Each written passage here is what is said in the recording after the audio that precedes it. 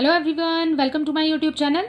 आज मैं आपको एनसीईआरटी मैथ्स क्लास 6 एक्सरसाइज 3.5 से इसका क्वेश्चन 1 कराऊंगी। देखिए क्वेश्चन 1 है, here are two different factor trees for 60। ठीक है, 60 के यहाँ पर आपको दो फैक्टर ट्री दिए हैं। नंबर आपके पास जो मेन नंबर है वो 60 ही है, लेकिन आपको यहाँ पर दो फैक्टर ट्रीज दिए हुए हैं, तो आपको इसके अंदर क्वेश्चन में क्वेश्चन मार्क दिया है। ठीक है, तो आपको ये वाले जो सर्कल्स हैं इनको फिल करना है। ओके, राइट दी मिसिंग नंबर, तो आपको मिसिंग नंबर यहाँ पर फिल करना है। बहुत ही इजी क्वेश्चन है बच्चों। देखो 60 के दो फैक्टर बता दिए हैं पहले, 6 10 60 सामने देखिए।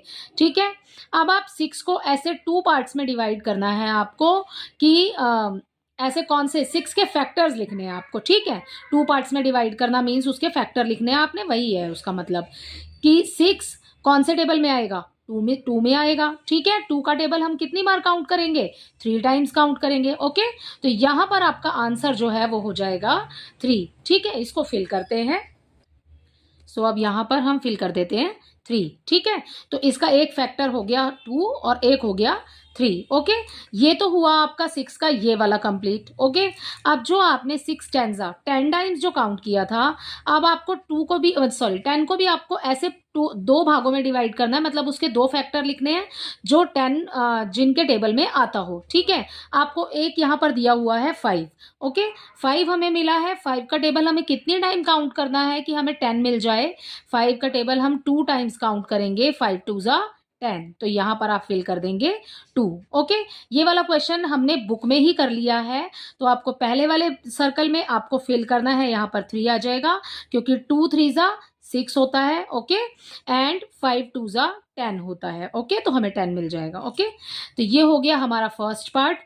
अब देखते हैं हम इसको दूसरे तरीके से कैसे कर सकते हैं। देखिए अभी तो हमारे पास में 60 था और हमने टेबल पढ़ा 6 का 10 टाइम्स। ओके, या फिर आप ऐसे कह सकते हैं इसको कि हमने 10 का टेबल पढ़ लिया कितने टाइम्स, 6 टाइम्स, तो हमें 6 10 60 या फिर 10 6 60 मिल गया। ओके, अब यहाँ पर देखिए इसमें हमें किस तरीके से दिया हुआ है, इसी 60 को दूसरे तरीके से इसके फैक्टर लिखे हुए हैं। देखिए यहाँ पर दिया है हमें 60, और अब हम टेबल 6 का या 10 का नहीं पढ़ रहे हैं, हम डायरेक्ट 30 का पढ़ेंगे। ठीक है, 30 को जब हम 2 टाइम्स काउंट करेंगे तो हमें यहाँ पर मिल जाएगा 60।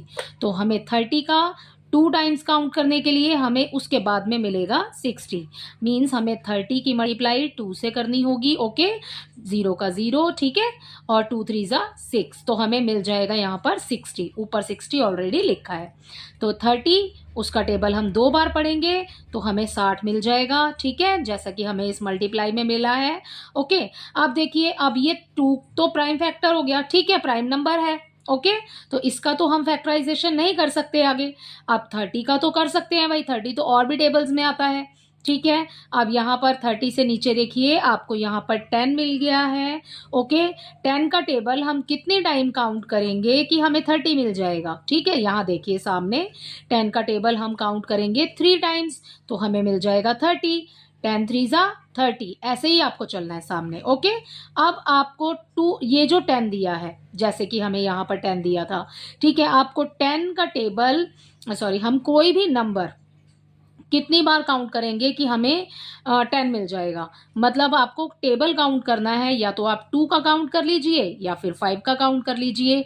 जो 2 है, 2 का टेबल अगर हम 5 बारी पढ़ते हैं तो हमें 10 मिल जाएगा। ठीक है, बिल्कुल आपको समझ के करना है, बिल्कुल इजी क्वेश्चन है।